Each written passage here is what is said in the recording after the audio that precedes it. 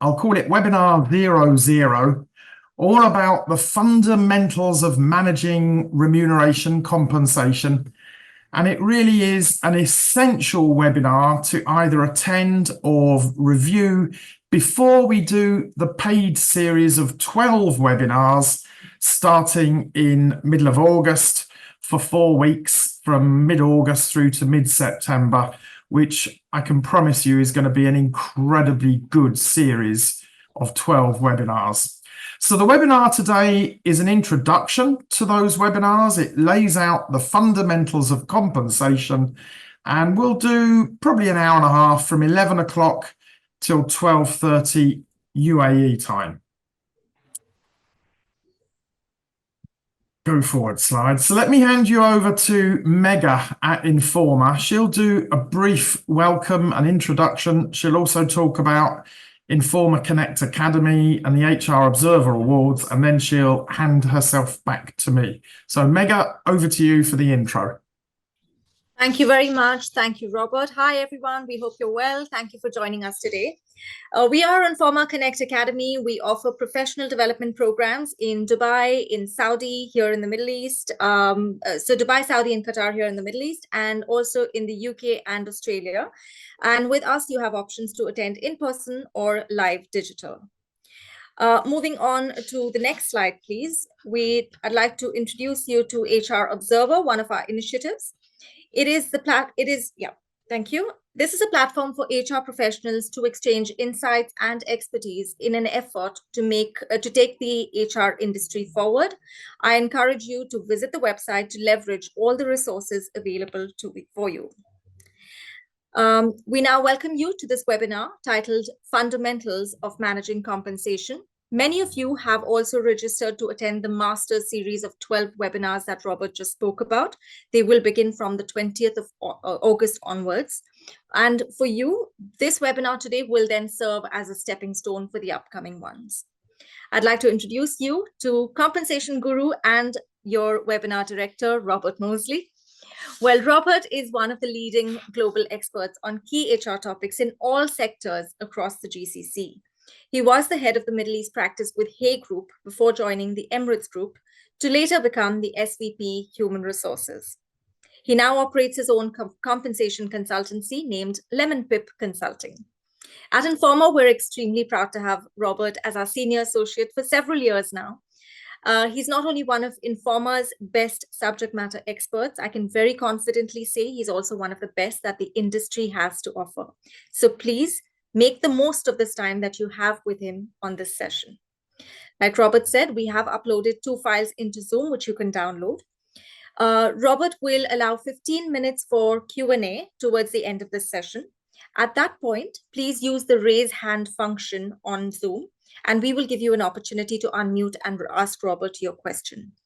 I'll pass the floor over to Robert now. We hope you enjoy this session.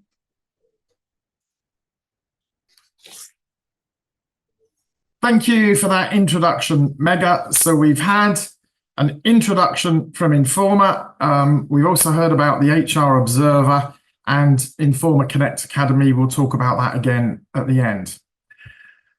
So, timings for the webinar. I'm going to do an introduction for about 10 minutes, from 11 o'clock till 10 past 11 UAE time. Then I'm going to talk for about 70 minutes, from 11:10 till 12:15, 12:20 UAE time. And then at the end of the presentation, we'll open up the floor for 10, 15 minutes of Q&A questions from 12:20 to 12:30 UAE time. And I'm not in a rush. If there's loads of questions coming in, I will stay 12:45, 1 o'clock, whatever is needed. But we'll try and hold all the questions back to the tail end. Don't use the chat box because I will not be looking at it. Don't raise your hand because I will not be looking for raised hands.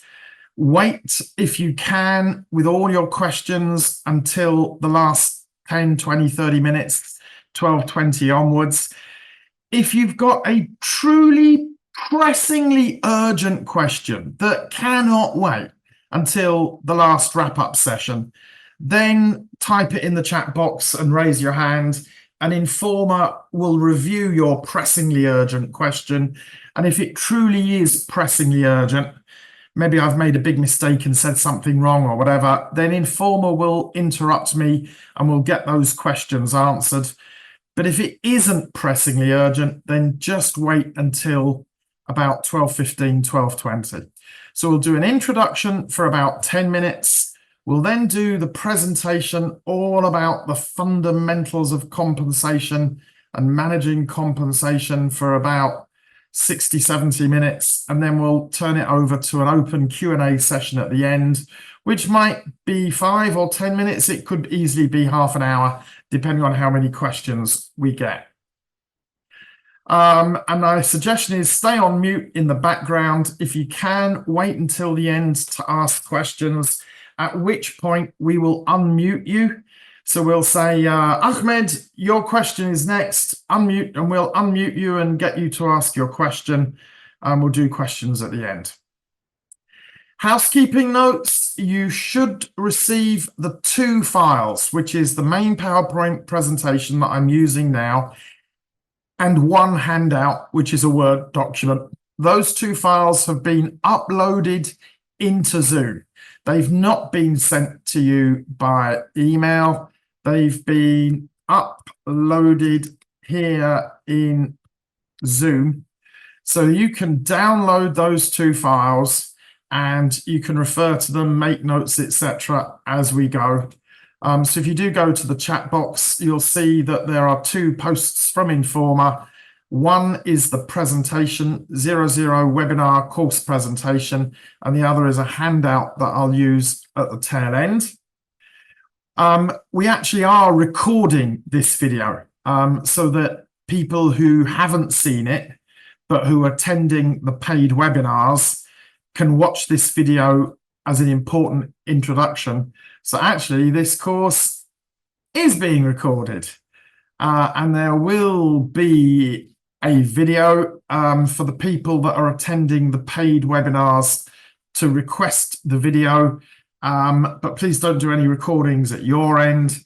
And my suggestion is stay on mute, try and hold your questions back until the end of the webinar, at which time we'll invite you to ask questions and unmute yourself, etc.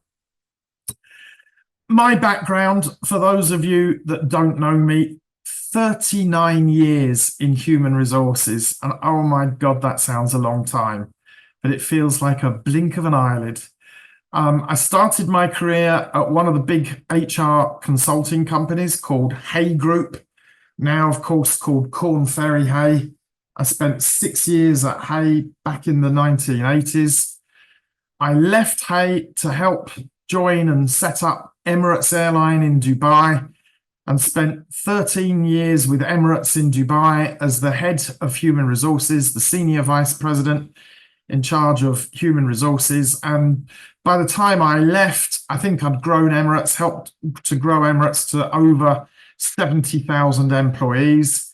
Left Emirates to go and join Qatar Airways, helped set up another brand new airline in Doha, Qatar Airways, stayed with them for 3 years, and in 3 years got them up to about 6,000 employees. Then had a couple of years as head of global reward for the big American travel company called Travelport. And then 2009, I went freelance, self-employed, all on my own, running Lemon Pip Consulting Limited. 50% of my time consulting, specifically on remuneration, pay, grades, performance, and 50% of my time running training courses. And I've been really lucky with my training courses. They've been very well received. 2017, the World HR Congress gave me a Global HR Leadership Award. 2021, Harvard Business Review and People Hum put me in their top 100 global thought leaders to inspire you. And just 2 months ago, CEO Monthly magazine awarded me the CEO of the Year for HR consulting work.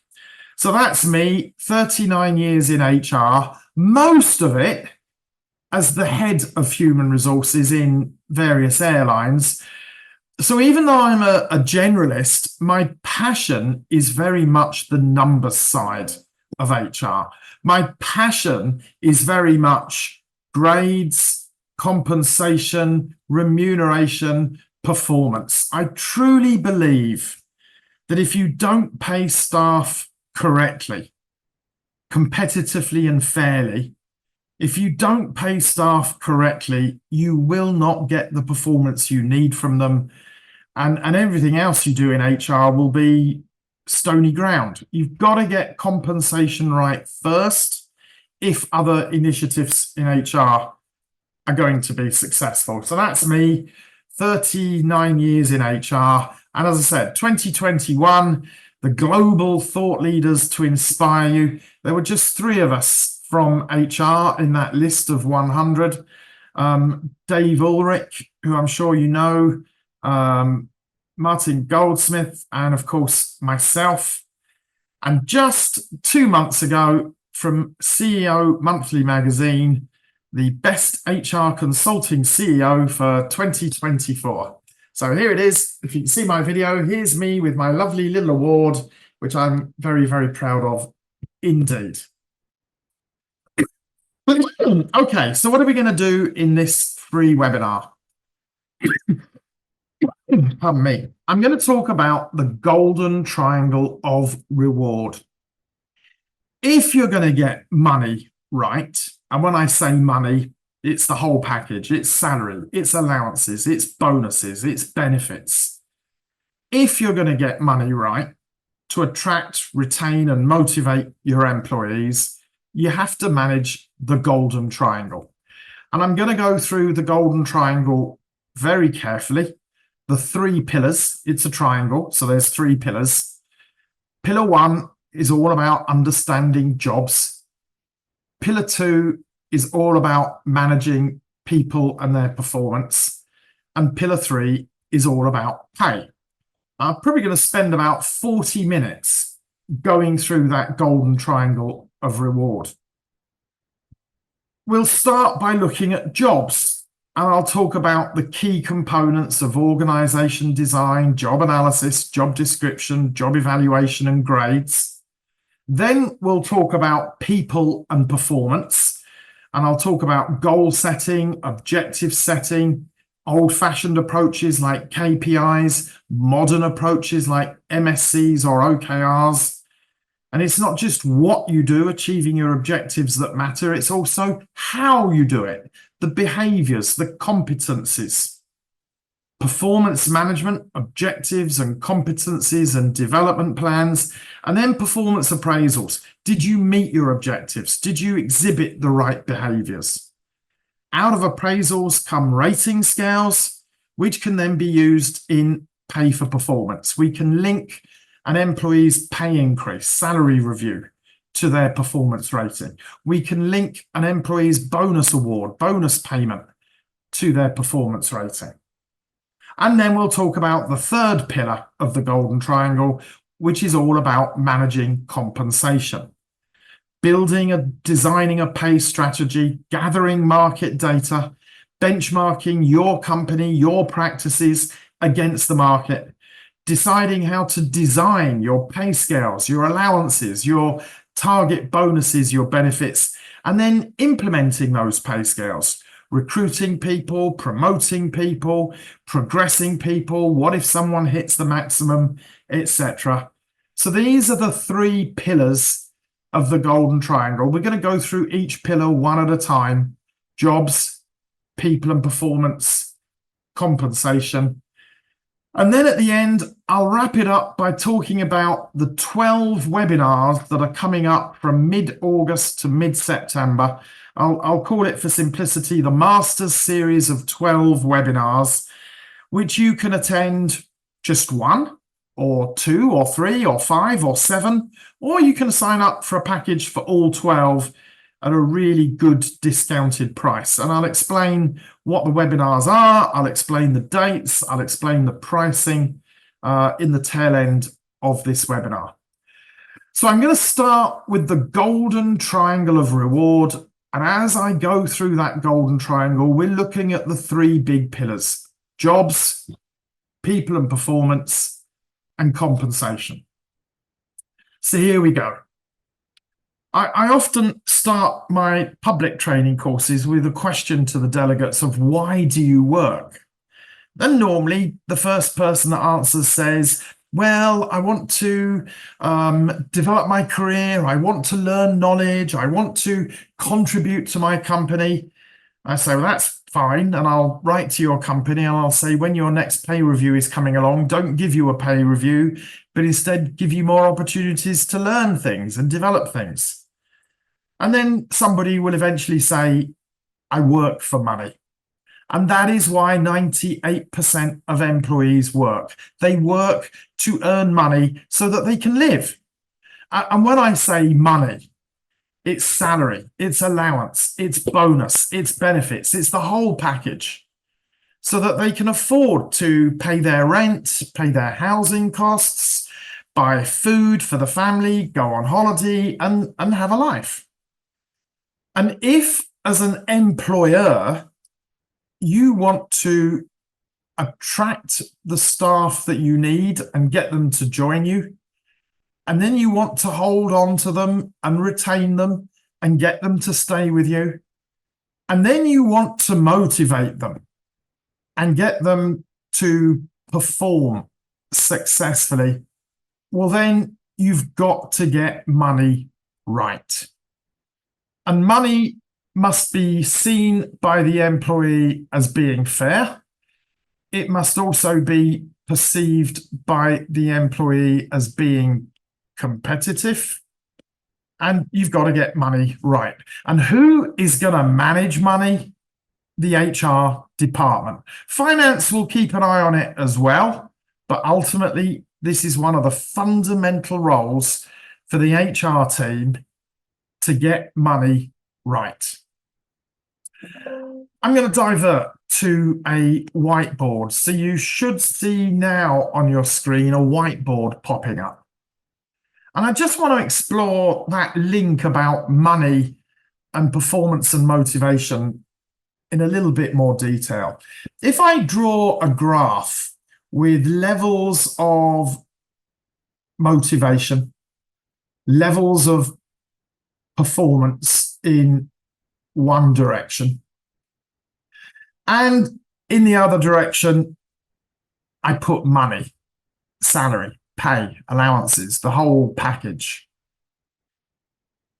Surprise, surprise, if money is low, motivation and performance is also low. And as money gets better, you will see performance and motivation getting better. But then this happens. There comes a point where if you pay too much, money is too high, well, actually, performance and motivation will reduce. So one of the critical things for any HR team is to find this optimal place where money is at the right level to maximize performance and motivation. If money is wrong, too low or too high, performance and motivation will be low. But if money is at that optimal place, that is where you will maximize performance and motivation. If money is wrong, too low or too high, it demotivates. If money is right in that optimal zone, well, then it's neutral. Money doesn't actually motivate anybody. Get it wrong and it demotivates.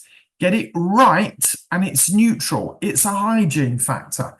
There are actually 6 factors that positively motivate an employee, that will make an employee truly want to try hard and do well. And money only comes in at number 7. And when I say money, that's salary, allowances, bonuses, benefits. Money is a hygiene factor. Money is neutral. Get it wrong and it demotivates. Get it right and it's neutral. So what are the big 6 positive motivators. At number one, who is my supervisor or who is my direct manager? There's a saying, you join a company, but you resign from a manager. And it's absolutely true. The biggest motivator of all is your manager. Do they coach you? Do they guide you? Do they help you? Do they encourage you? Do they share knowledge with you? Do they give you trust and responsibility? Number two, do I have a job that I love? And do I have a job that is also important? Am I doing something that is worthwhile? Do I feel that my work has value and is important? Number three, what sort of tangible career opportunities do I have? Tangible within the next 24 months. Opportunities to learn something new, opportunities to get a promotion, opportunities to develop my career, tangible within 24 months, not maybe within 3 years, but tangible within 2 years. The big motivator number four, recognition. And recognition comes from people who are in senior grades from you. Recognition comes from above. Recognition comes from management generally. And number five, appreciation. Appreciation comes from the side. Appreciation comes from people in similar grades to you. It comes from your colleagues, from your co-workers. And number six, do I enjoy a professional reputation? Do I enjoy a good reputation? If I work for SABIC in Saudi Arabia and I say to my family and friends, I work for SABIC, do they say, who? Or do they say, oh, wow, that must be incredible. Can you get me a job as well? And these are the big six positive motivators. And collectively, they will define your company culture. They will define your company work environment. Money only comes in at number 7 in the big list of motivators. The big 6 positive motivators. Now, if you can get all 6 of the big 6 positive motivators successful, you will have very, very happy employees indeed. And in fact, probably no one will ever resign. But I've met over 1 million companies in my career, and I can only think of 2 companies that genuinely get all 6 of those positive motivators correct. We didn't get all 6 correct at Emirates. We didn't get all 6 correct at Qatar Airways. I can only think of 2 companies out of more than 1 million that, hand on heart, I can say these 2 companies are getting all 6 correct. It's almost inevitable that 1 or 2 of the 3 of these 6 things you won't be perfect at. And if you're not perfect at 1 or 2 of them, then from time to time, employees will go job hunting. And if when they go job hunting, they discover with you that the salary is low and they can get a pay offer from another company paying 10, 15% more, well, they will resign from you and they will accept the offer and they'll go and join another company. If 1 or 2 of these big 6 things are not working well, then from time to time, employees will go job hunting. And if they can find a job that pays more money, they will almost certainly resign from you and join another company. And if your voluntary resignation rate, the percentage of employees who are choosing to resign as a percentage of your total number of employees. If your voluntary resignation rate is bigger than 12%, that's an orange flag. That's a warning sign. And if your voluntary resignation rate is bigger than 15%, that's a big red rag. That's a real warning sign. And it's telling you that you're probably paying too little. If one or two of these big six motivators isn't working well, employees will go job hunting. And if they can get a job offer that pays more money, they will resign from you and join another company.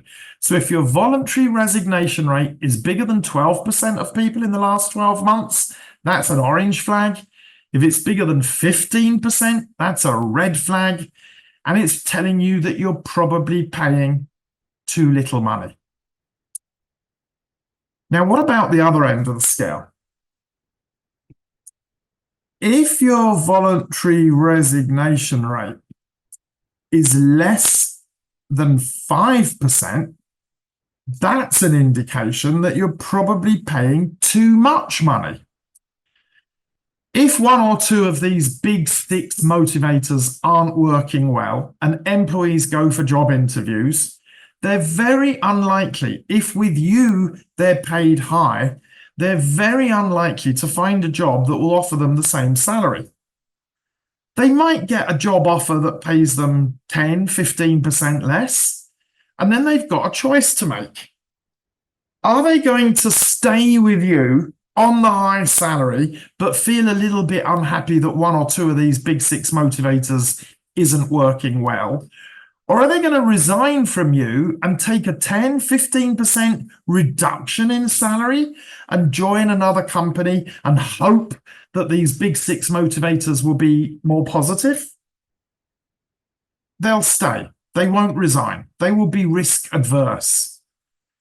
And if your resignation rate is less than 5% of employees, and if you're hearing complaints about money, oh, I was disappointed with my pay review. I thought my bonus should have been a bit bigger. My friends in other companies are paid more money than where I am. I'm not happy with my salary. If you're hearing complaints about pay, but your resignation rate is less than 5%, ignore those complaints, because the complaints are not about money. They're actually about culture and environment and management and leadership style. And if your resignation rate is less than 5%, that's an orange flag. If your resignation rate is less than 3%, that's a real red flag. That's too low. That's stagnant. It means you're paying far too much money. And these are the big six positive motivators. Money is not one of them. Money is a hygiene factor. Get it wrong, too low or too high, then money demotivates. Get it right, then money is neutral, and then these six positive motivators kick in. How do you know if you're getting it right? Because your resignation rate is somewhere in the window of 7 to 10%. Anything less than 5 is an orange flag. Anything less than 3 is a red flag. Anything more than 12 is an orange flag. Anything more than 15 is a red flag. And that applies to all industries with the sole exception of telephone call centers. And in telephone call centers, all the numbers I've mentioned add 10%. So this is the relationship between performance, motivation, and money. So if we want to attract the staff we need, and we want to retain them, and we want to motivate them, we've got to manage the golden triangle of reward. So let's look at that. The golden triangle of reward. And who is going to manage this triangle? HR. We have to know all about the different jobs that we have within the company. What does each job do? Why do we need each job? What is each job responsible for? What is each job accountable for? There's a difference. What does each job contribute towards the department, the organisation? What decisions, what actions does each job get involved in? How critical is each job? And what are the complexities involved in doing each job? What are the challenges, the risks, the complexities involved in doing each job?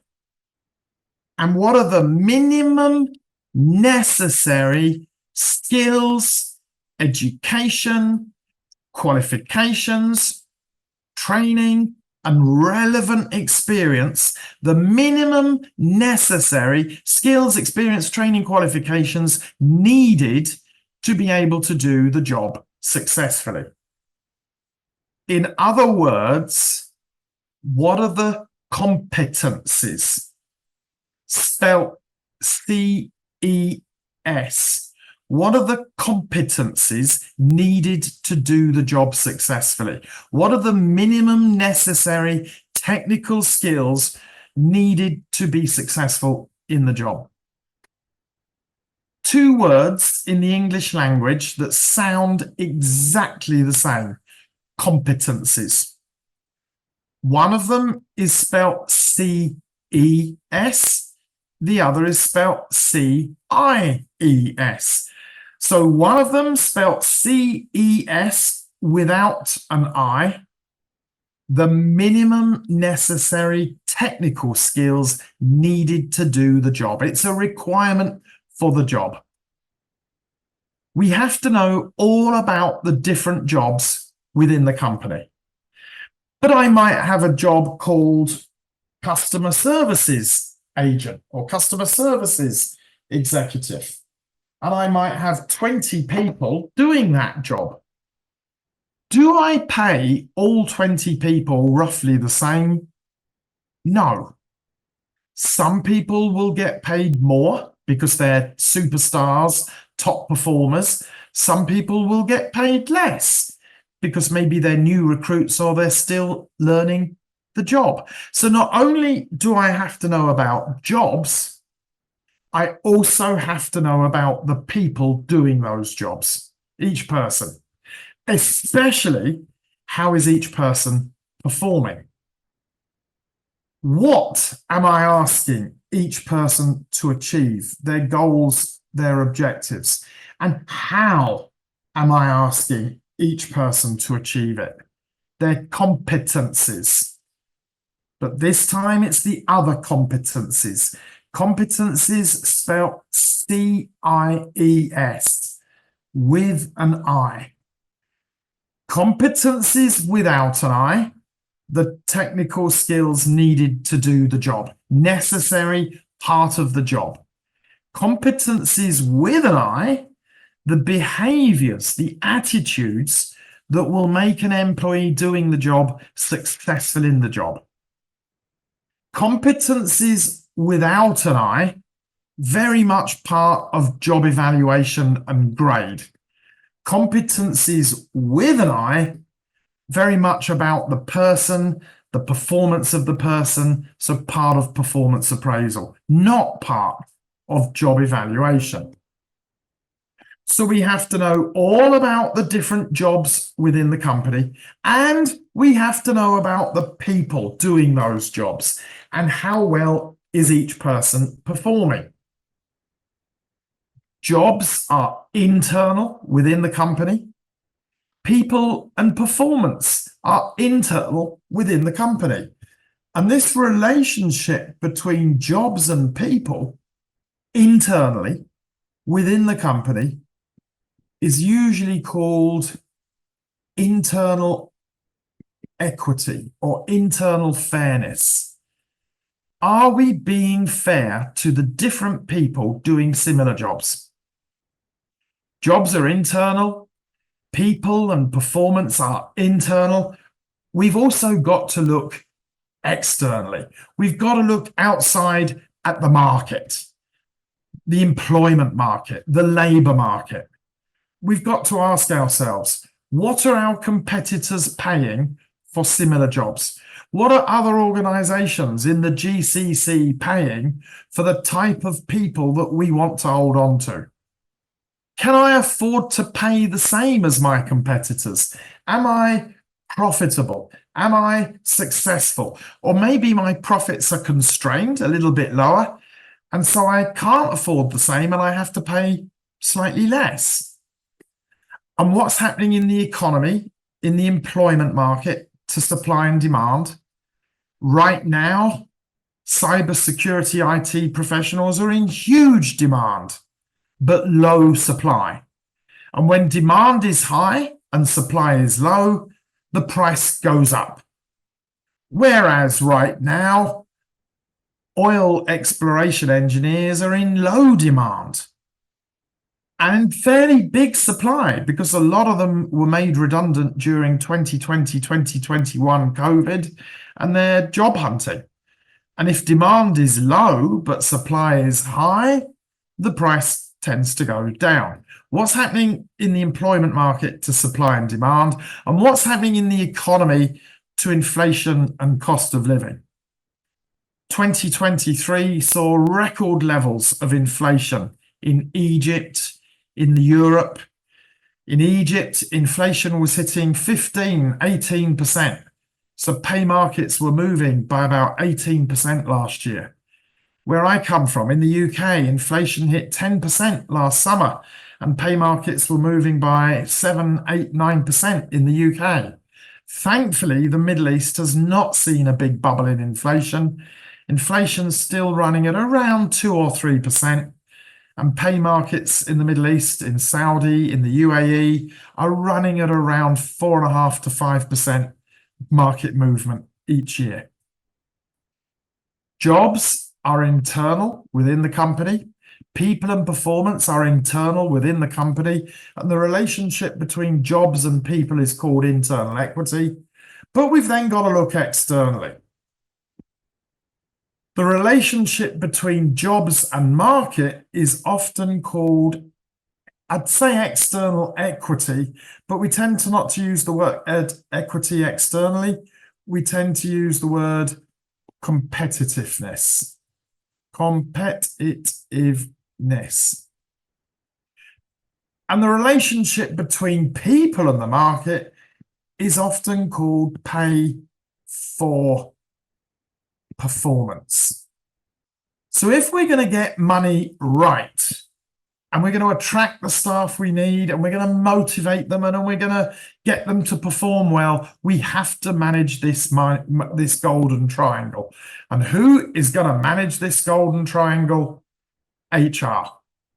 Jobs, people and performance, and market. So how does HR manage this triangle? What are the things that HR can do effectively to manage this triangle so that you can attract the staff you need and hold on to them and retain them and motivate them and get them to perform successfully? You've got to manage money. And who is going to manage money? HR. So HR need processes. Processes to manage jobs. Processes to get to know people and performance. Processes to measure the market. How does HR get to know all about the different jobs within the company? We start with strategic organization design. We do a first draft of the org chart, the org diagram, what reports where and who manages what. We put together the first draft of the organogram. Strategic OD, strategic organization design. What goes where? Should I put procurement under finance, or should I put procurement under supply chain? What goes where? And when we've got a first draft of the org chart, we can look at one particular job in that org chart and we can ask ourselves, what does this job do? Why do we need this job? What's the purpose of this job? What's the end results, the deliverables of this job? And if at the moment we know nothing at all about this job, a blank piece of paper, but we need to get to understand this job, we do something called job analysis. We analyze the job and we ask ourselves, why do we need this job? What does this job do? What does this job have to achieve? What are the outputs? What are the deliverables? Why does this job exist? And the end result of job analysis is a written job description that we can give to the employee, and we can say to the employee, this is your job description. This is what we, the company, expect you, the employee, to do. This is what we want you to achieve. These are your outputs. These are your deliverables. This is your job. The number one reason that job descriptions exist to communicate to the employee. And the number two reason that job descriptions exist is to manage performance. And we'll talk about managing performance in a moment. But the number three reason that job descriptions exist is so that we can determine how big the job is. What is the size of the job using a job evaluation tool? And the bigger the size, the bigger the grade. And the bigger the grade, the bigger the remuneration package, the pay scale, the allowances, the bonuses. How do we get to understand jobs? We start with strategic OD, then we do job analysis, JA, then we do job descriptions, JD, then we evaluate the size of each job, job evaluation, JE, and based on the size, we put the job into a grade. And when we've graded jobs, we can actually go back to OD, and instead of doing strategic OD, we can now do tactical OD. Yes, I've got a draft of the org chart. Can I improve it? Can I refine it? Can I make it better? Can I get right size, right shape? What sort of spans of control? What depth of control? What gaps in levels? We can do tactical OD.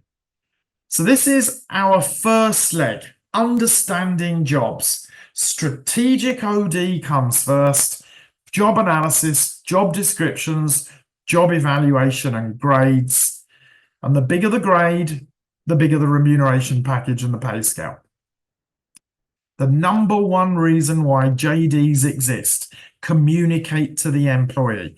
The number two reason that JDs exist, to manage performance. So let's talk about managing performance. Old-fashioned performance management from about 1986 until 2018. KRAs and KPIs. So famous that you know what that is. KRAs, a key result area. Words only. KPIs, key performance indicators, numbers only. And for 30 years, from the mid-80s until about 5-6 years ago, companies were using annual KPIs as their main tool for setting performance goals and managing performance. But then we've learned that annual KPIs are not necessarily successful at all levels. Yes, they're successful at the top of the company, people with very clear annual financial targets. But once you get below department head level, KPIs don't work. And they were never intended to work for professionals and support staff. So in about 2019, companies started to abandon KPIs and move to what I will call modern or agile performance management. Instead of KPIs, you should by now be using MSCs or OKRs. In Europe, in the Middle East, in Africa, they're called MSCs. MSCs. What are the things you must do this month in order to meet expectations? What are the things you should do this month if you want to exceed expectations? And what is the amazing thing that you could do this month if you want to be a true superstar?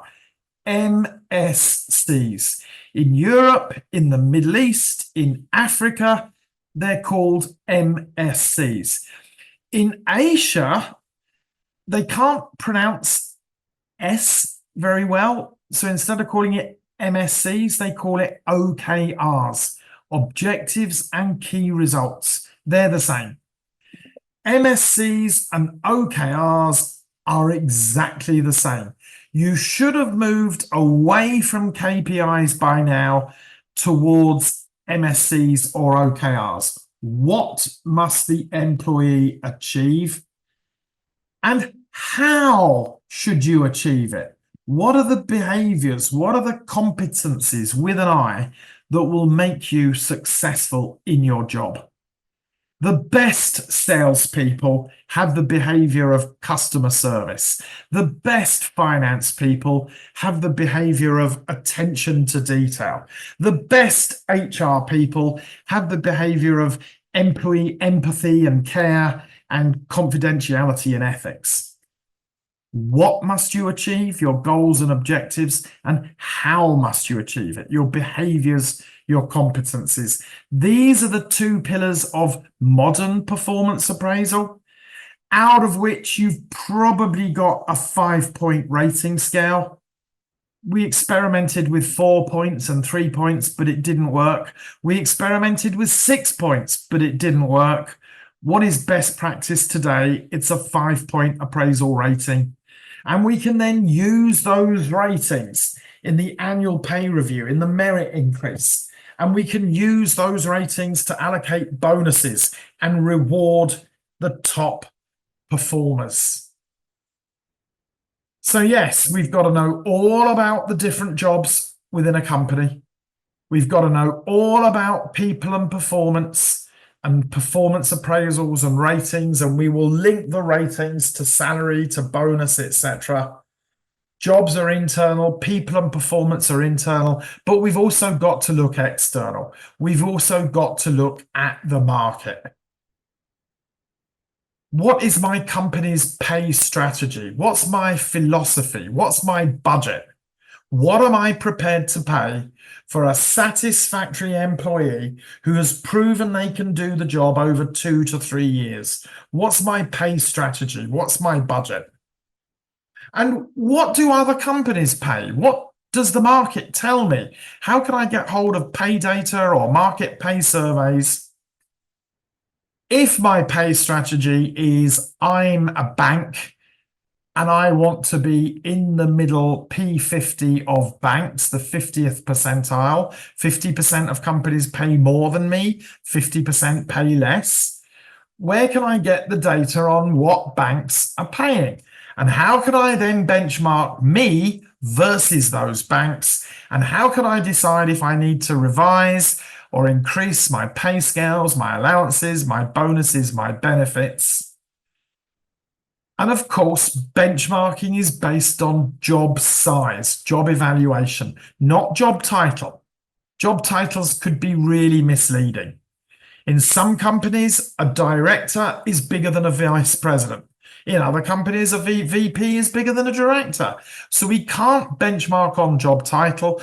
We can't benchmark on career ladders. We have to benchmark on job size, job evaluation. My IT job at level 19, what do other companies pay an IT job at level 19? Job evaluation. Internally, within the company, how do I put jobs into grades? But also externally, How do I compare my grades, my jobs with other companies?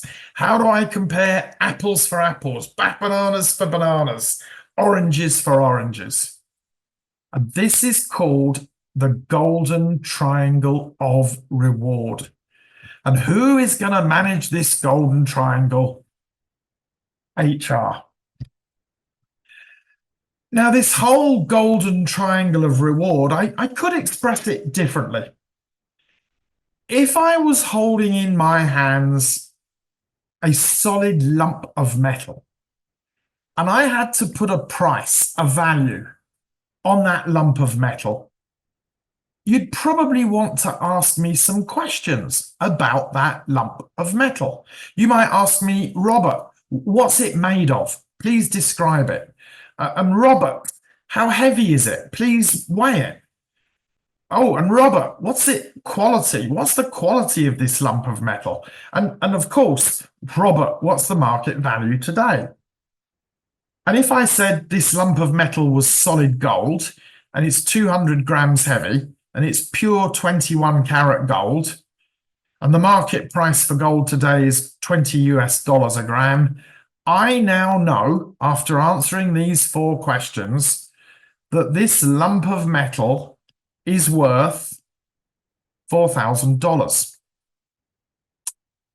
Now, what if it wasn't a lump of metal? What if it was an employee? How valuable is an employee? What shall I pay an employee? I'll actually ask myself the same 4 questions. Describe, weigh, quality, value. The same 4 questions. If I'm looking at a job thinking, what should the pay be for a job? Or if I'm looking at an employee thinking, how much should I pay them? I'm going to ask myself the same 4 questions. Describe, weigh, quality, value.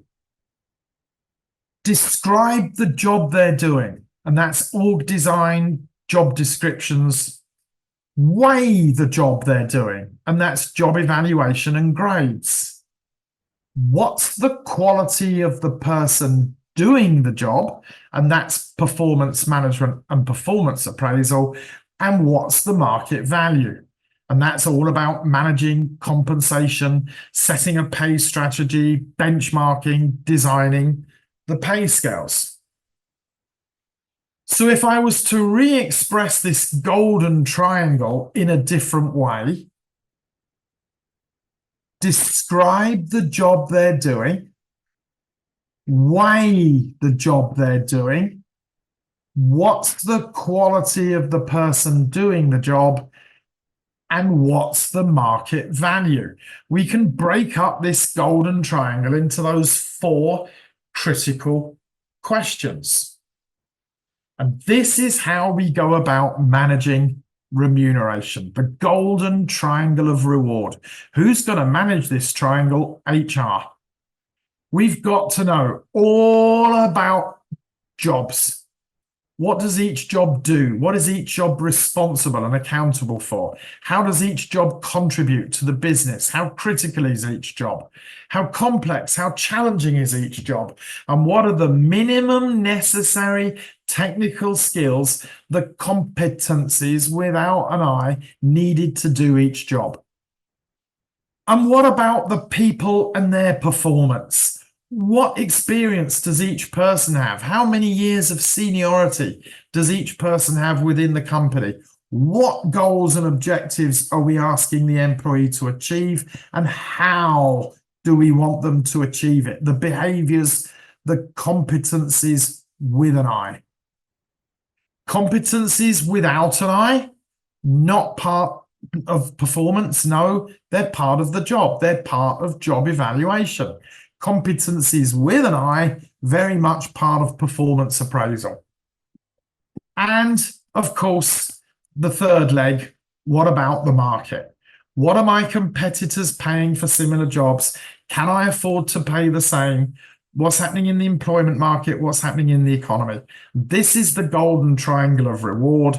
And who is going to manage this golden triangle? HR. So HR need to follow all of these processes to successfully manage the golden triangle of reward? Let's recap it one more time.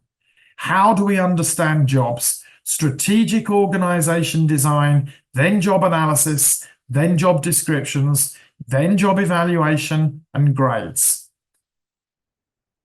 And we've got a series of 12 webinars coming up from mid-August to mid-September. And webinar number 1 is all about job analysis and job descriptions. And webinar number 2 is all about job evaluation. And webinar number 3 is all about grades.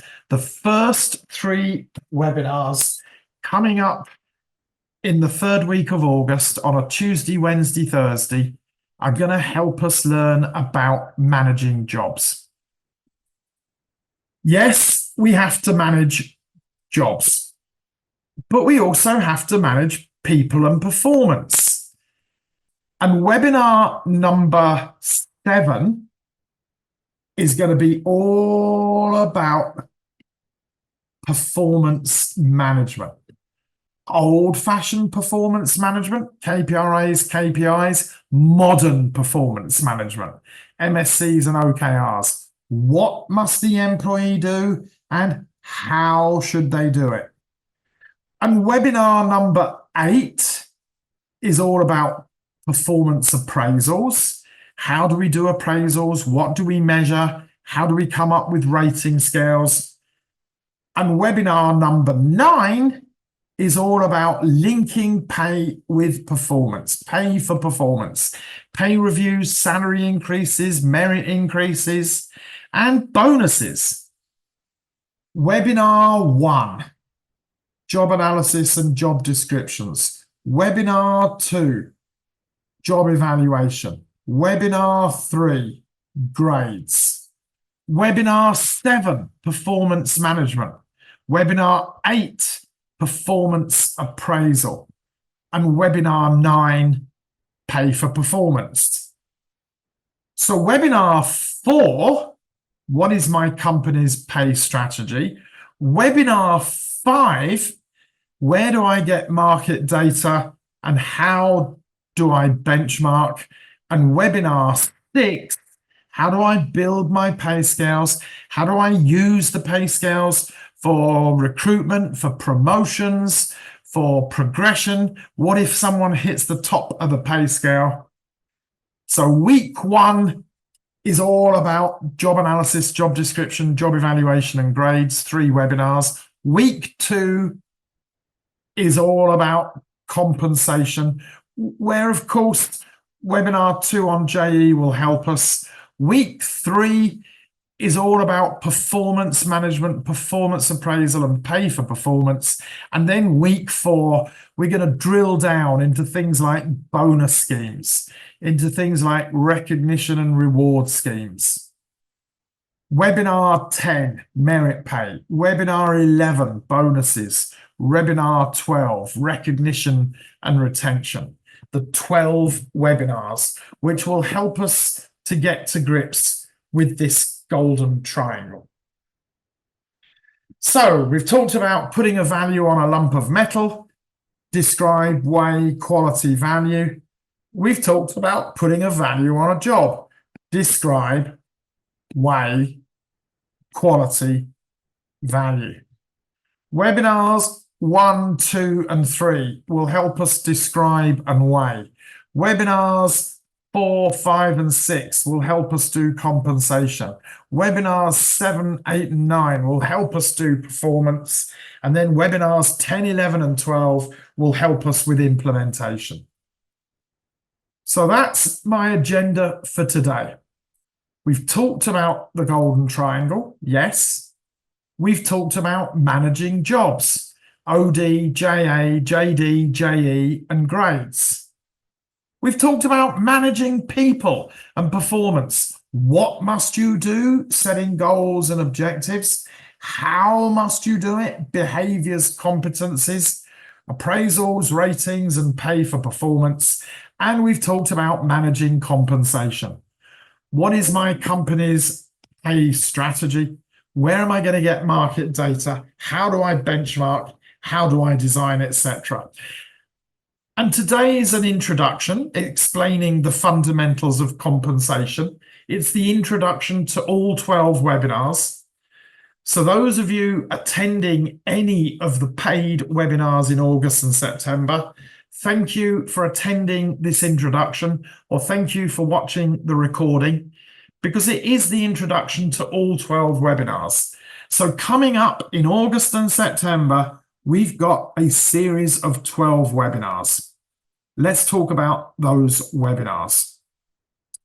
Webinar number 1, job analysis, job description. Webinar number 2, job evaluation and methods of sizing jobs.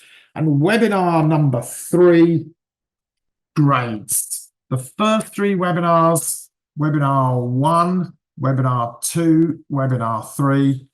Webinar 4, pay strategy. Webinar 5, market data and benchmarking. Webinar 6, designing the pay ranges. Webinar 7, performance management. Webinar 8, performance appraisal. Webinar 9, pay for performance. And then webinars 10, 11, and 12, implementation. From the 20th of August for 4 weeks until the 12th of September, we've got 12 webinars. Each webinar is 2 hours long. 3 webinars each week, Tuesday, Wednesday, Thursday, each week. So the 20th of August, we're looking at JA and JD, 2 hours. The 21st of August, we're looking at job evaluation and the concepts of JE. And the 22nd of August, we're looking at grades. How many grades should your company have from the CEO at the top to the cleaner at the bottom, with very practical, pragmatic tools? You'll get the PowerPoints, you'll get the handouts, you'll get the Excel spreadsheets that will help you with these processes. The first 3 webinars, all about jobs. The second 3 webinars, the following week, 27, 28, 29th of August. Webinar 4, pay strategy. Webinar 5, market data, benchmarking and designing. And webinar 6, implementing the pay scales. Compa ratios, equity, fairness, recruitment, promotion. This is all about compensation. Week 3, 3rd, 4th, 5th of September, looking at people and performance. Webinar 7, performance management. Objectives, behaviours, competencies and development, OCD. Webinar 8, performance appraisals. Rating scales, rating points, rating words, the distribution curve and snap ratio. And webinar 9, pay for performance. Implementing merit pay. And then week 4, 10th, 11th and 12th of September, bonuses, sales incentive plans, recognition and retention. We've got 12 webinars coming up. You can sign up for 1, you can sign up for 4, you can sign up for 7, you can sign up for all 12. You choose the webinars that you want to attend. Handout number 1 is a detailed course outline for each of those 12 webinars, so you know what each webinar is going to cover. And the timings for each webinar will be 10 a.m. to 12 noon each day UAE time, or 9 a.m. to 10 a.m. No, it's not 10. 9 a.m. to 11 a.m. Saudi time each day. Tuesday, Wednesday, Thursday, each week for 4 weeks. You can choose the webinars you want. You can choose 1, you can choose 3, you can choose 6. How much are they, I hear you ask? Well, to attend just 1 webinar will cost you $95 US for a 2-hour detailed webinar. If you want to sign up to 3 or 4, well, if you sign up for 4, it's 4 lots of $95. If you attend 6, you only have to pay for 5. So if you choose to sign up for 6, you've only got to pay for 5, $475. An unbelievable value. If you sign up to all 12, you've only got to pay for 9. That's $855 for 24 hours of detailed webinar training. And handout number 1 is the outline for each of those webinars. If I briefly look at the outline, here's the dates. So this free webinar, which is the introduction to all of the paid webinars, is Tuesday, the 30th of July. 3 webinars all about jobs, 20th of August, 21st and 22nd. 3 webinars all about compensation, 27th, 28th, 29th of August.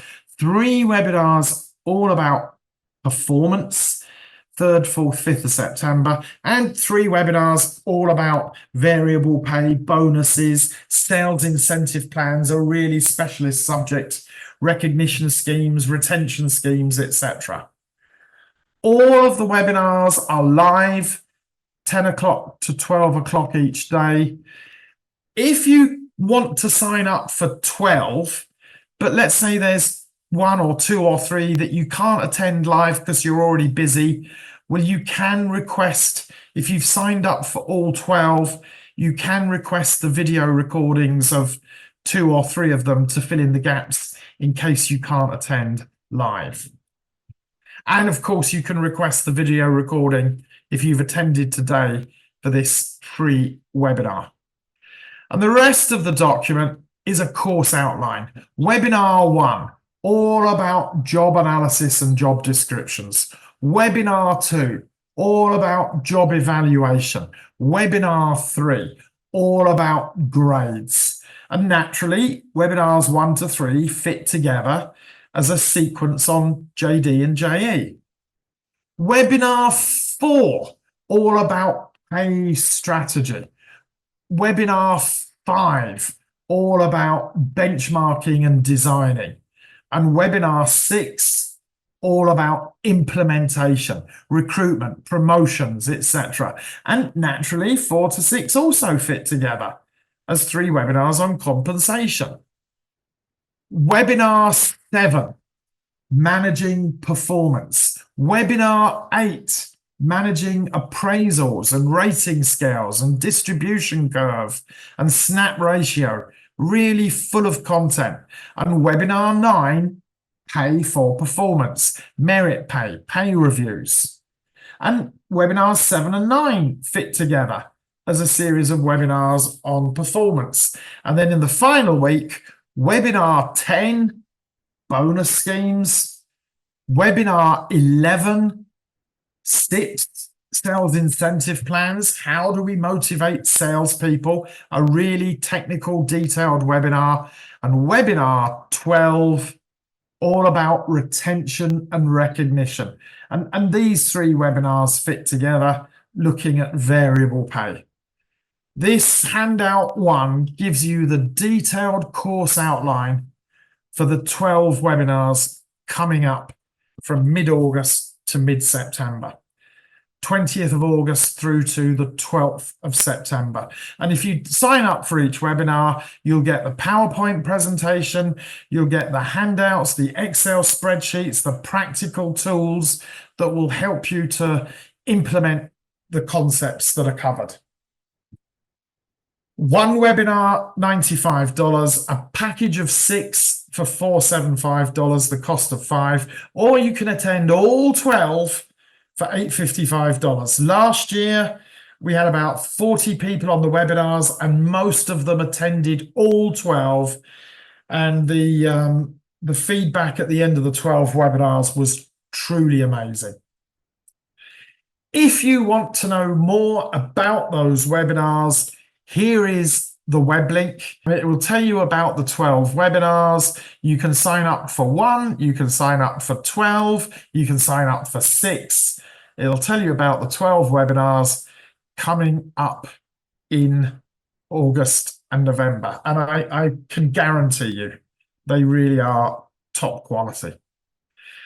So reminder, the 12 webinars, August through to September.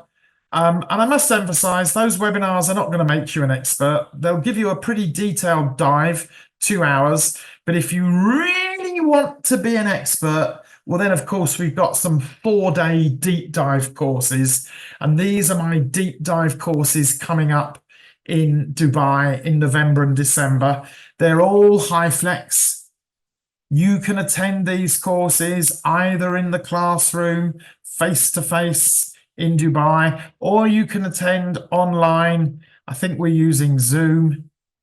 So in November, we've got job analysis, job descriptions and grades for 4 days. We've got org design and structure analysis. We've got sales incentive plans. We've got performance management and appraisals.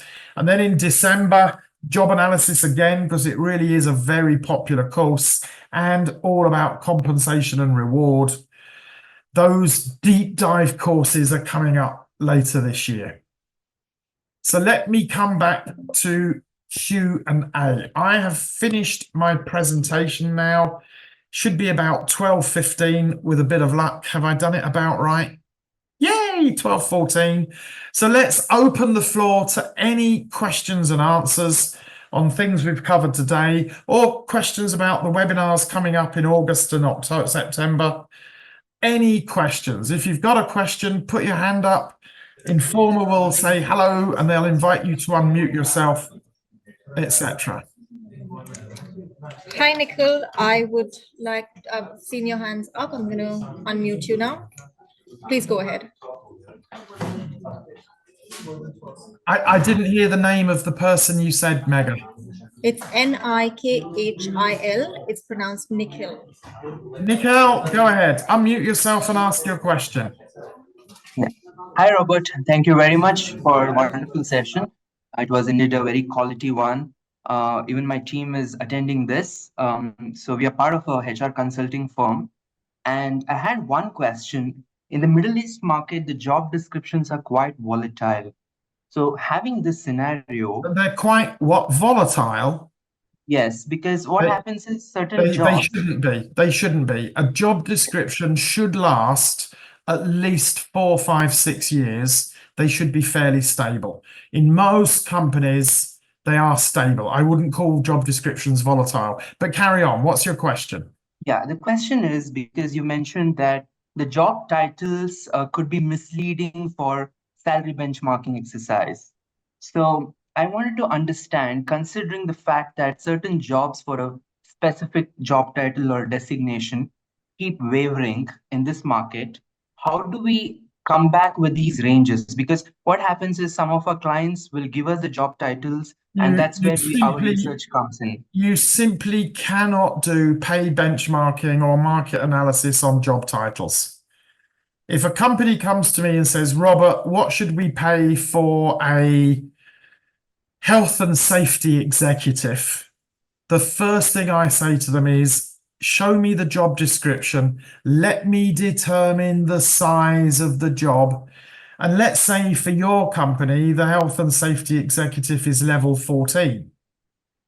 Well, then I'll go and look at what is health and safety paid in other companies at that same job size. And maybe in one company, it's called a health and safety specialist. In another company, it might be a health and safety officer. In another company, it might be a health and safety executive. In another company, it might even be an assistant manager. But we do not use job title. We use job size. So job size is a crucial requirement to pay benchmarking. And if you ever come across a consulting company that's doing pay benchmarking on job title, then you know that that is not a very good consulting company. But the client, when they come back with the inquiries, they predominantly give us the job titles and we ask for the job summaries.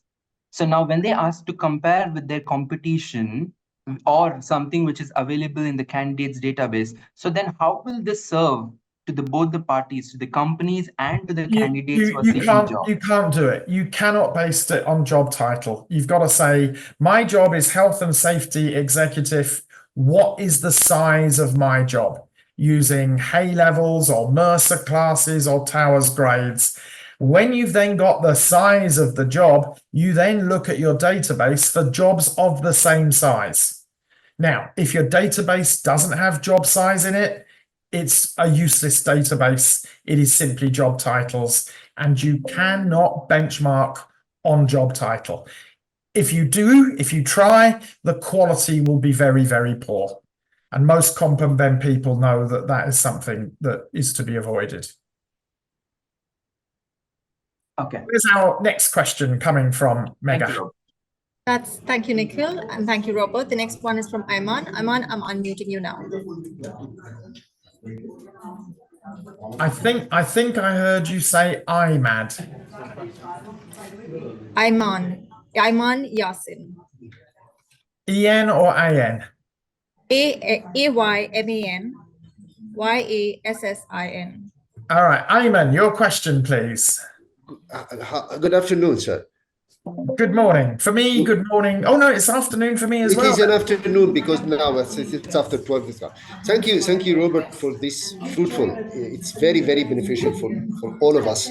I would like to thank you for your time. I'd like to thank you for this presentation. Mega, can you mute in between the questions? Mega, can you mute in between the questions? So, Ayman, go ahead. We had a lot of background noise from Mega. Go ahead. Okay, do you hear me right now? Yeah. Thank you. You've said thank you. That's very kind of you. Yes, I'd like to say thank you. Yes, thank you so much. I would like to remind you, myself, and we have been working together in Emirates Airline since 2000 until 2005. I think we introduced ourselves since a long time ago. Thank you very much for this one. My question for you that the MSCs, the must do and should do and could do. So how could Robert to identify the must and should and could? So Absolutely. How could we identify this? Fantastic question. So my advice to you is attend webinar 7, where we will be talking about objectives. And we'll do objectives. We'll do the old-fashioned approach of KPIs. We will also do MSCs. Yes. So I'm not going to do any depth today. If you want me to answer that question, I will happily answer it. And indeed, it's part of the content for webinar number 7 on Tuesday, the 3rd of September. How do you identify annual KPIs for people with clear financial responsibility? Yes. And how do you identify the monthly MSCs, the must-dos, the should-dos, the could-dos each month for people without financial responsibilities? Underpinned, of course, by the job description. So webinar 7 will answer your question in great detail. Okay, so that you mean that the must and should and could? Yes, later on we can do it, but can we extract the sum of the MSCs from the KPIs and the KRA? Well, you shouldn't be doing KPIs and MSCs. It's either or. KPIs are annual financial targets. Great for senior management with budget, rubbish for the rest of the staff. So yes, at the top of the company, KPIs, but for everybody else, you should be doing MSCs, which are different. They're both linked back to the JD, but they're different. And that will all be explained in webinar 7 on Tuesday, the 3rd of September on performance management. Okay. Thank you so much. Thank you so much, Robert. Where's our next question coming from, Mega? The next person is Hassan Afurdin. Hassan, I'm going to allow you to talk now. Hassan, the floor is yours. Hassan, I think I heard her say. No, not with us. Hassan Afurdin, I've given you speaking access. Good afternoon, Dr. Robert. Thank you for this session. My question is, you discussed about the staff turnover. Resignation rates. Yeah. So, and you mentioned 7 to 10 is moderate, and is it applicable to all industries or? With the sole exception of call centers and possibly with the exception of cabin crew in an airline, this numbers would be applicable to all industries. And it doesn't vary that much between a recession and a boom. Even in the height of COVID in 2021, resignation rates didn't really go much below 7%. And even in the height of the oil boom in 2012, resignation rates didn't really go much above 10%. They'll stay pretty much within that window if you're getting things about right. And that would apply to all geographies, all countries, all industries. The two exceptions, one would be telephone call centers, and the other would be cabin crew in an airline, where literally all the numbers I've written, you'd add 10. Yeah, because we are a group of companies. We serve from retail to all the way manufacturing and luxury brands. Yeah, So then in all of those groups, I would be expecting resignation rates to be 7 to 10%. Anything more than 12 is a warning sign. Anything less than 5 is also a warning sign. okay, thank you. Thank you, Hassan. We don't have anyone else with raised hands. Okay, last chance to ask questions, ladies and gentlemen. I can see some questions in the chat. Arwa says, will you provide us with case studies and manual documents in the webinars? Absolutely, yes. I'll just show you briefly. I've already started writing the webinars. So let's take webinar number 4, for example. You're going to get the detailed presentation. You're going to get various definitions and case studies. And maybe webinar number 2 on job evaluation. You're going to get the detailed presentation, and you're going to get 4 or 5 different case studies and learning tools, practical tools that will help you to understand the subject in the webinars. Not today, but in each of those webinars. What else is anyone saying? Robert, can I ask a question? We have some more please? raised hands as well. Yes. Yeah, Go ahead. Go ahead. Ayman. Robert, actually, regarding the organization design, let us say the structure of the company. Is there any standard structure should be followed, or at least just to look at the practice or any best practice to doing the structure of the company? So OD, there's kind of 2 aspects to OD. There's strategic OD, what goes where. And yeah, there's loads of recommended practices about should you put procurement under finance or should you put procurement under supply chain? And should you put health and safety under security or should you put health and safety under HR? And then there's tactical OD. When you've done the first draft, how do you improve? Now, one of the courses that I do for Informa is very much about tactical OD. And I think coming up in, coming up in November on the 11th, 12th and 13th of November, we've got a 3-day course all about tactical OD, org design and structure analysis. Now, the first part, strategic OD, I do not cover. There are plenty of good OD trainers, including people like Fred Hartians and Graham Dalton, that talk about what goes where. I personally do not do that. It's not a passion of mine. I only do tactical OD and structure analysis. Okay. And we're not covering OD in the 12 webinars. There's no webinar dedicated to OD. The webinar number 1 starts with JA and JD. Webinar 2, JE. Webinar 3, we're not covering OD in the webinars. Okay, so is that you mean that the organization design should be for the best of practice? Should be followed the best of practice. Somehow we have a finance. Okay, Ayman, I can't see you, but what color shirt are you wearing today? It's a green one. All right, and I'm wearing blue. Now, is there such a thing as best practice for the color of shirt to wear? No, there isn't. Green might work for you, but blue works for me. Is there such a thing as best practice for org design? No, there isn't. I might want to put my procurement team under finance because my head of finance is a fantastic negotiator, but you might want to put procurement team under supply chain and maintenance and engineering because it's all about getting the goods in on time. Is there a single best practice for OD? No, there is not. There is a best practice for you, but that is different to the best practice for me or the best practice for ADNOC. Okay. How do you then take the best practice and refine and improve it?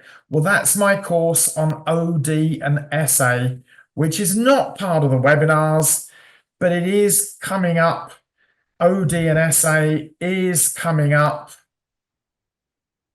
3 days in Dubai in November, which you can attend in classroom or you can attend online. It's another one of really good courses, very popular.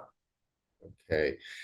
Another question, please, Robert. So I just noticed since long time that there is a ratio. I cannot remember actually the term of the ratio. So just to put the scale of evaluation for each individual in the company. So I cannot remember it's so a term how called. do you evaluate each job? That is coming up in webinar number 2, Wednesday, the 21st of August. We're going to talk about the big 4 methodologies. Hay, which you might now nowadays as Korn Ferry. We'll talk about Mercer. We'll talk about Towers Watson. We'll talk about Aon Hewitt. Now, No. This is not my question. This is not my question. Okay, you said the scale, so I thought it was. So forgive me. Okay, so let us say, give you an example. In the past years, we are using the you will remember the bell curve. So we're not talking about job evaluation. We're talking about performance appraisals. Appraisal, yes. This is what I mean. All right. So we're not talking about job evaluation at all. We're talking about performance appraisals. And assuming we've got a 5-point rating scale, which is best practice, assuming we've got a 5-point appraisal scale, we will be looking at appraisals in webinar 8 on the 4th of September, including the distribution curve. If my appraisal is 5, 4, 3, 2, 1, what percentage of people should be at each level? And we'll also do snap ratio. And that is all in webinar 8 on Wednesday, the 4th of September. So if you can't remember about distribution curves, if you can't remember about snap ratio calculation, come and attend Wednesday, the 4th of September, webinar 8, and it will all become clear in that webinar. Okay, thank you so much, Robert. Thank you, Robert. We have one person who's had his hand up for quite a while now. Mwangi, Mwangi. I might be pronouncing your name incorrectly. I'm going to unmute you now. So tell us now. It It says, which role does upskilling and reskilling play in terms of compensation, and which measures can organizations put in place in an event that recruitment takes longer than expected, so that participants are able to overcome various Okay, well, that's 2 questions. The first question, what role does upskilling play for compensation? A crucial role. Not many people have been properly trained in compensation. Most compensation people in the Middle East and Africa have probably had less than 2 days of training in their life. These 12 webinars are an immediate upskilling for Comp and Ben people, and it will help you understand which things you already know and understand, but also which things you don't know and you need to dive deeper. These 12 webinars are a very important upskilling tool, not just for people in compensation, but actually for everybody in HR, whether you're in recruitment or talent management or learning and development or Comp and Ben. These 12 webinars will help to upskill you and help to make you a more competent, better person in HR. Now, if having attended these webinars, you realize that you've got a big gap in your knowledge that a webinar in 2 hours can't fill, well, then you would upskill further by doing deep dive courses, a 2 or a 3 or a 4-day course that really upskills you and gets your knowledge up to date. I think it's vital that people in Comp and Ben, and indeed people in HR generally, invest in their careers, and that companies invest in their careers with proper training to really understand the concepts and the practical tools that will make you better in your job. The second part of your question was something about recruitment. If recruitment's taking too long, Mega, if you want to read that second part. Sure. What measures can an organization put in place in an event that when recruitment takes longer than anticipated? Oh, easy. So that participants sack the head of recruitment and get yourself a better recruitment manager.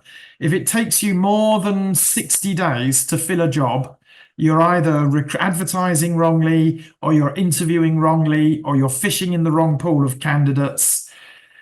60 days from when you advertise a job to when someone is in seat starting the job, that should be your target.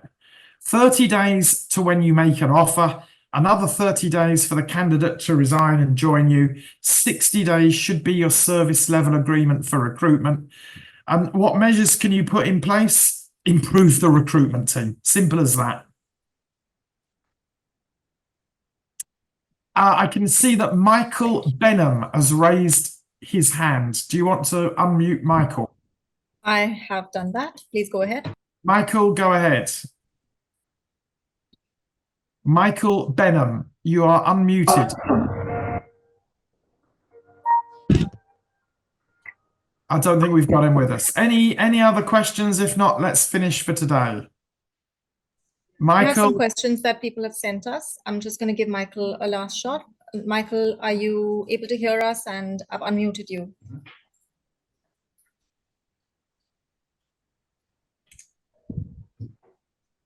no, right.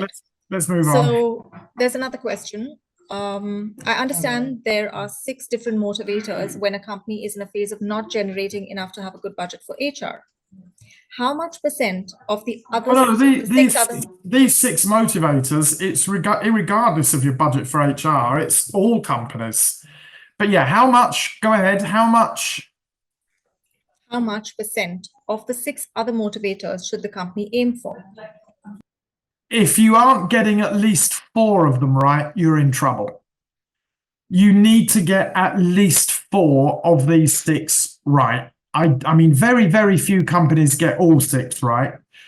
About 15% of companies get 5 right. About 60% of companies get 4 right. If you're only getting 3 or 2 or 1 right, you really need to invest in your management, your culture, and your environment. Thank you, Robert. There's another one. How can we identify the required set of competencies and competences for our job roles to effectively integrate them into job descriptions?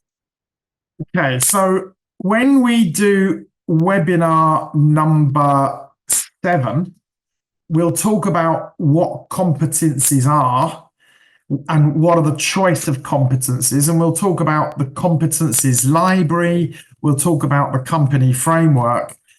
But then going even deeper into selecting specific competencies for specific jobs, we can't cover that in a 2-hour webinar, but that would be covered in the deep dive. So when we do the detailed 4-day course on performance management, 18th to 21st of November, that's when we would deep dive into really granular. So what competencies would you choose for an accountant? What competencies would you choose for a sales executive? What competencies would you choose for a receptionist? Are we going to cover that in a webinar in just 2 hours? No, it's way too detailed. Are we going to cover that today? Definitely no. But are we going to cover that in the 4-day course, 18th to 21st of November, the deep dive course? Yes. And it means you've got to understand the job. You've got to understand your competencies framework. What are the choices? You should have a framework of about 20 behaviors. And then from that list of 20, you would choose 6 to 8 for each job based on what the job has to achieve. We'll talk about the high-level concept in webinar number 7. We'll talk about the micro detailed concept in our 4-day training course in November. Does that make sense? Thank you. There is one question from Adil. Would you mind sharing? I'm gonna make this the last question. Sure. Would you mind sharing the names of the 2 companies who you believe got all 6 HR factors right? Buy me a cup of coffee or tea when I'm in Dubai next, and I'll do it with you verbally, but I'm not doing it on a recorded video. Nice try. All right, then. Thank you very much. Thank you, Robert. That was a very informative session. We hope you've all enjoyed it. We judging by definitely all the exhausted. engagement. We definitely exhausted all the questions. Yes, we have. And we will reach out to you with a recording of this webinar, along with all the details of Robert's courses and webinars that are upcoming for the rest of this year. Yeah, those of you who have signed up to one or more of the paid webinars, you will get the recording from this webinar as well, because it is a crucial requirement to remind yourself about this introduction. If you've simply attended this webinar today, but you are not attending any of the paid webinars, then you won't get the video, you won't get the recording, you'll simply get the slides, which were already in the chat box, way at the beginning of today, in the chat box. There's the download link to the slides, there's the download link to the handout. If you're attending the paid webinars, you will get the full-blown recording. If you're not attending any of those, then you'll just get the 2 PowerPoint, the PowerPoint and the Word document that we've provided you with today. So there won't be anything else coming to you if you haven't signed up for a paid webinar. Okay, we're done for today, everybody. So thank you for attending. I hope this last hour and a half has been useful, and I hope that we'll see a lot of you on the webinars in August and September, which I'm really looking forward to. So just a reminder, coming up in August and September, 10 o'clock to 12 o'clock UAE time, 9 o'clock to 11 o'clock Saudi time. They're 2 hours each webinar. You can attend 1, you can attend 3, you can attend 6, you can even attend all 12 at the discounted price of 9. Those webinars are coming up August and September. I hope to see you all then. Thanks for attending, everybody. What if you and your team can be even more informed, competitive, accomplished, even more successful, with programs designed to inspire and empower everyone to become even more. Introducing Informa Connect Academy. With hundreds of global, digital, and in-person training courses led by world-renowned industry experts, reimagining learning experiences for even more unlocked potential. Informa Connect Academy, available at informaconnect.com/academy.